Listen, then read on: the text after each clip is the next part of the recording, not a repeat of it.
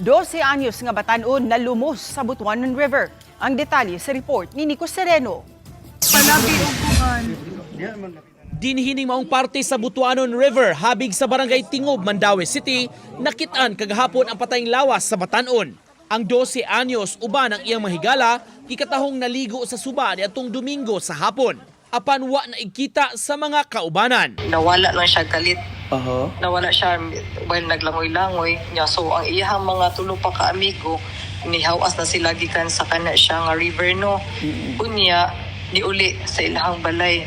Murag ang mga around 2 PM na ang ginikanan ang mama ni ining biktima nagsukit-sukit sa mga bata kung asa na. Gireport dayon kini sa mga otoridad nga milusad og search and rescue operation. Naabtan sila kadlawon kagahapon ug didto nakitaan ang lawas sa bata dapitra sa ilang gikaliguan. Sa maong bahin sa Butuanon adunay matugkad ug dunay lawom nga parte. Ang ilahang pagtuog yun kini mga bataangan na nalumos yun ni ang kining victim. Oo. O pero wala nila nakita nga nagkapakapa nakuan pa. O kay the last time nga nila nakita na argued ana nga sapa.